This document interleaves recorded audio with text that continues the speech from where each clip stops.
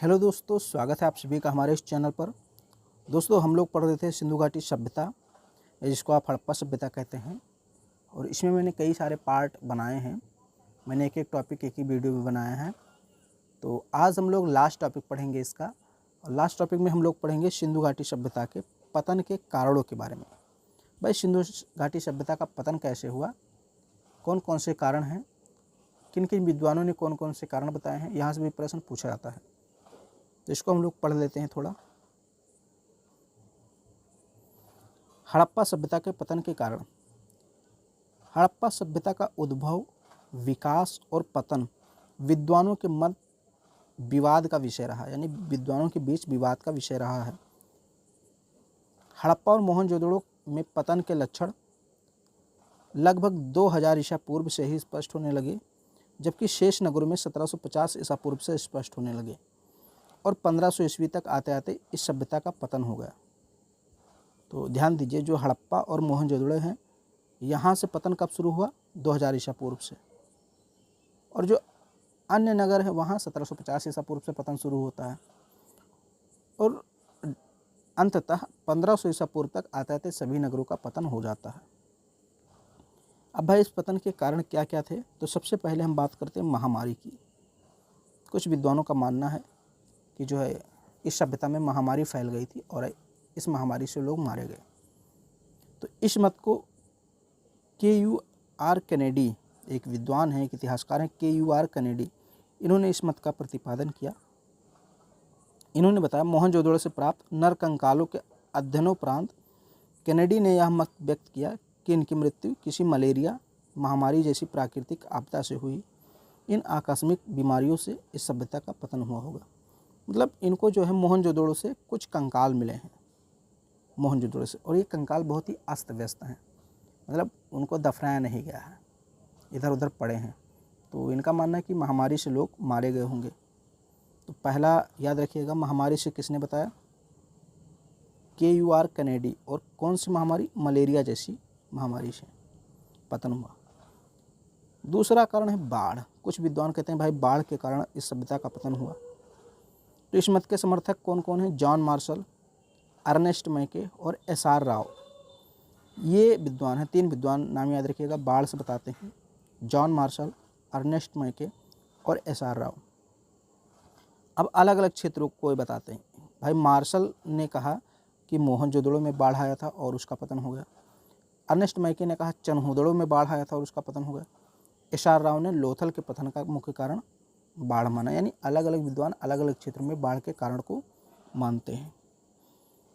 John Marshall को मोहनजोदड़ो के उत्खनन से यहाँ से 7 स्तर मिले हैं। हर बार मकानों को पहले से ऊंचे स्थान पर बसाया गया। यानी जॉन मार्शल जो हैं, इन्होंने मोहनजोदड़ो में खुदाई की तो 7 स्तर मिले, यानी एक के ऊपर एक स्तर मिला। और इन्होंने देखा कि हर बार जो है वो घर ऊंचाई पर बनाए गए हैं। तो भाई, घर ऊंचाई पर इसीलिए बनाए जाएंगे, बाढ़ आएगा। जब बाढ़ आएगा, अभी आपके गांव में अगर बाढ़ आ जाए, बार बार हर साल बाढ़ आए, तो आप क्या करेंगे? ऊंचे स्थानों पर जाने का प्रयास करेंगे। तो वही जॉन मार्शल कहते हैं, चूँकि जो 7 स्तर मिले हैं खुदाई से, उसमें मकानों को ऊंचे बनाए जाने पर साक्ष्य मिला है। और इस आधार पर इन्होंने ये निष्कर्ष निकाला कि जो है कि यहाँ पे बाढ़ से पतन हुआ था। 2 स्तरों के मध्य गाद व बालू की परत मिलती है। गाद मतलब मिट्टी, इनकी परत भी मिलती है और यह बाढ़ की ओर संकेत करते हैं, क्योंकि जब बाढ़ आता है तो नदियों की मिट्टियाँ भी आती हैं। यही प्रमाण चनहुदड़ो और लोथल से क्रमशः मैके और SR राव को मिला है। तो चनहुदड़ो से किसको मिला है? मैके को। और SR राव को कहाँ से मिला? लोथल से। वर्तमान में अधिकांश विद्वान इस मत से सहमत हैं, परंतु एक समस्या यह है कि नदी तट पर स्थित नगरों के पतन का कारण बाढ़ तो हो सकता है, परंतु वे नगर जो नदियों के किनारे से दूर स्थित थे, उन नगरों का विनाश कैसे हुआ? ये भी सोचने वाली बात है कि भाई, मान लेते हैं लोथल जो है भगवा नदी के तट पर स्थित था, चनहुदड़ो और मोहनजोदड़ो सिंधु नदी के तट पर स्थित है, तो यहाँ बाढ़ आ सकती है क्योंकि नदियों के किनारे स्थित थे। लेकिन कई सारे ऐसे नगर हैं जो नदियों से बहुत दूर स्थित थे, तो वहाँ बाढ़ कैसे आ गया? वहाँ तो बाढ़ आ ही नहीं सकता, तो उनका पतन कैसे हुआ? तो ये एक समस्या है। अब आर्य आक्रमण की बात करते हैं। कुछ विद्वान कहते हैं भाई आर्यों का आक्रमण हुआ और सिंधु घाटी सभ्यता का पतन हो गया। इस मत के समर्थक कौन है? Mortimer wheeler, garden child, Stuart Piggott जैसे विद्वान। इन विद्वानों का मत निम्न तर्क पर आधारित है। मोहनजोदड़ो से ऊपरी सतह से बड़ी संख्या में नरकंकाल मिले हैं। व्हीलर का मत है कि आर्यों ने आक्रमण करके सामूहिक जनसंहार किया और ये नरकंकाल उसी के प्रमाण हैं। अब मार्टिमर व्हीलर जो हैं ये कहते हैं भाई आर्य आक्रमण हुआ था, क्योंकि मोहनजोदड़ो से बहुत सारे नरकंकाल अस्त व्यस्त मिले हैं, उनको दफनाया नहीं गया है। तो ये कहते हैं मार्टिमर व्हीलर कि आर्यों ने आक्रमण किया होगा, युद्ध हुआ होगा और उसी के कंकाल पड़े हैं जो मारे गए थे सैनिक।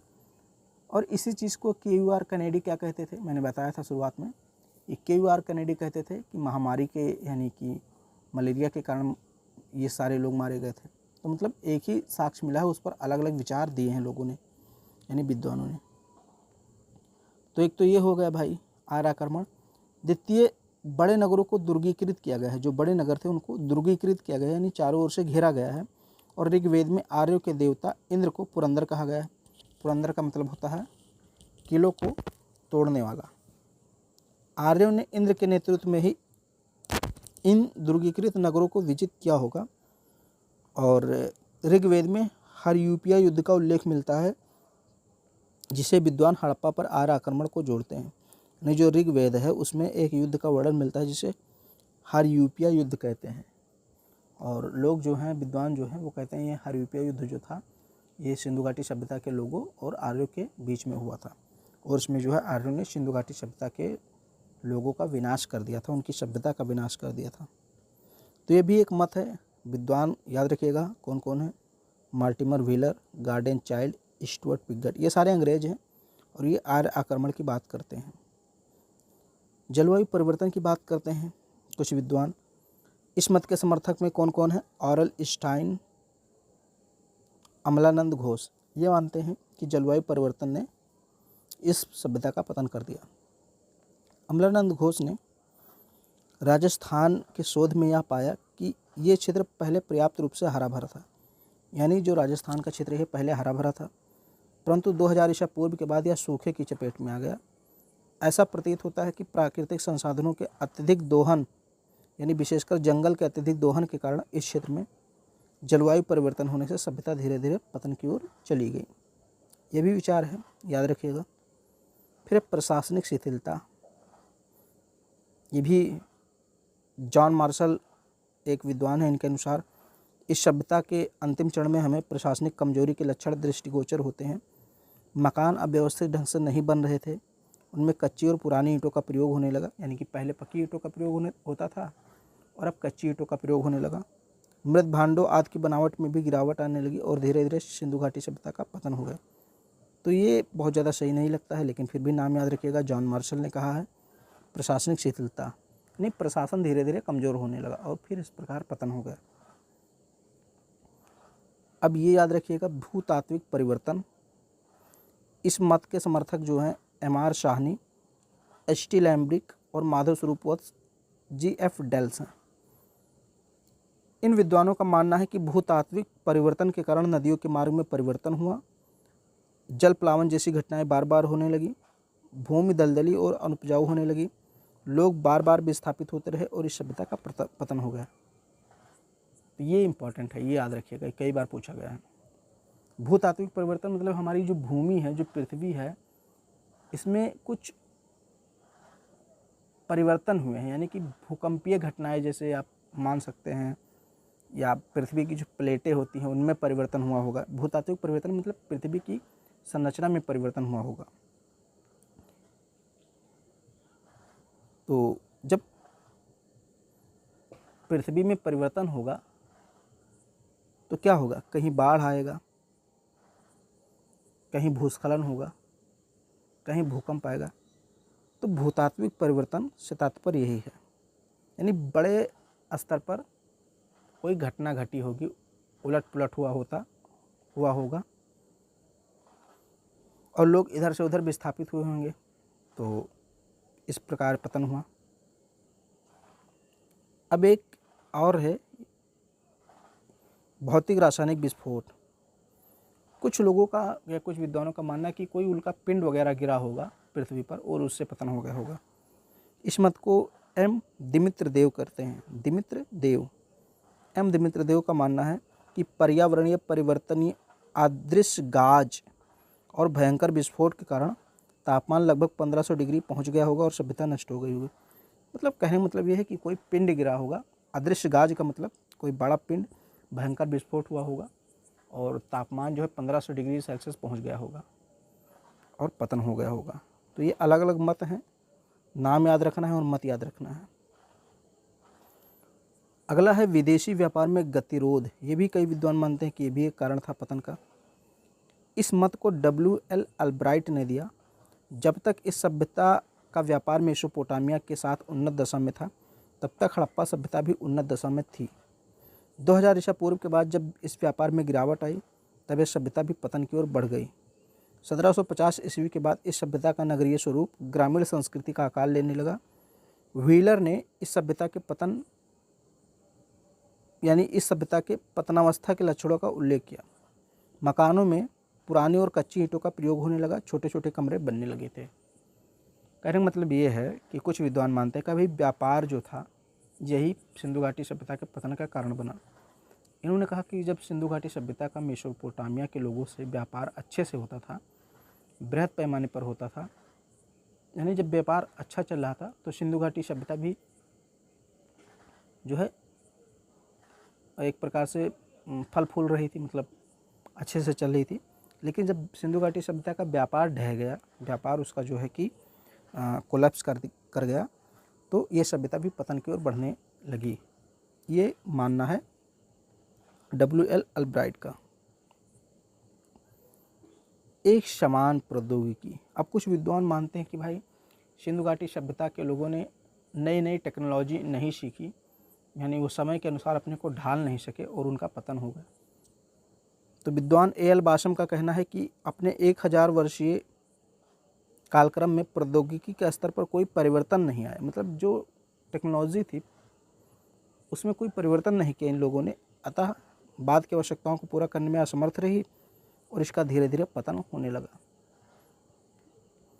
1960 के दशक में मलिक और पौसल जैसे विद्वान हड़प्पा सभ्यता के पतन की बात न करके नगरीय तत्व का रूपांतरण ग्रामीण क्षेत्रों में परिवर्तन की बात करते हैं। मतलब इन लोग का मानना है कि भाई हड़प्पा सभ्यता का पतन हुआ ही नहीं। हड़प्पा नगरीय सभ्यता थी, बाद में उसका ग्रामीण सभ्यता में परिवर्तन हुआ है, पतन नहीं हुआ। तो किन का मानना है? मलिक, पौसल आदि विद्वान। इन्होंने कहा हड़प्पा सभ्यता के पतन का कोई सर्वमान्य कारण नहीं है। विद्वानों ने कई मत दिए हैं। प्राकृतिक आपदाओं जैसे आबादी, बाढ़, नदियों का सूखना, प्राकृतिक संसाधनों का अत्यधिक दोहन आदि के कारण मिट्टी की उर्वरता में कमी आई। कालीबंगन से भूकंप के साक्ष्य भी मिलते हैं। कुल मिलाकर उपयुक्त सभी कारण न्यूनाधिक रूप से इस सभ्यता के पतन के लिए उत्तरदायी हैं, परंतु विद्वानों ने बाढ़ को सर्वप्रमुख कारण माना है। कहने का मतलब ये है कि भाई अलग अलग विद्वानों ने अलग अलग मत दिए हैं, तो सभी मत कहीं ना कहीं सही हैं, लेकिन सभी मत एक क्षेत्र पर लागू नहीं होंगे, यानी अलग अलग क्षेत्रों पर अलग अलग मत लागू होंगे। जैसे कालीबंगा से भूकंप के साक्ष्य मिलते तो ये माना जाना चाहिए कि भाई भूकंप से ही इस सभ्यता का पतन हुआ होगा। लोथल हो गया, चन्हूदड़ो, मोहनजोदड़ो, यहाँ से बाढ़ के साक्ष्य मिलते हैं, तो बाढ़ से पतन हुआ होगा। यानी अलग अलग क्षेत्र अलग अलग कारणों से पतन की अवस्था में गए हैं। तो ये हम लोगों ने पढ़ लिया सिंधु घाटी सभ्यता, और ये कम्प्लीटली आपका जो है कि पूरा हो गया एकदम। मैंने इस पर 9-10 वीडियो बनाए हैं, जो भी 10 के आसपास वीडियो होंगे।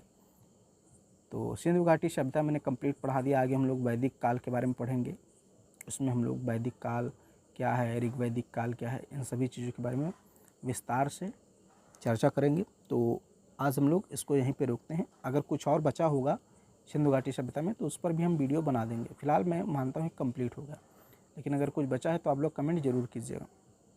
वीडियो पसंद आए तो इसको लाइक कर दीजिए, शेयर कर दीजिए अपने सभी दोस्तों में। हमारे चैनल पर पहली बार हैं तो चैनल को सब्सक्राइब जरूर कीजिए।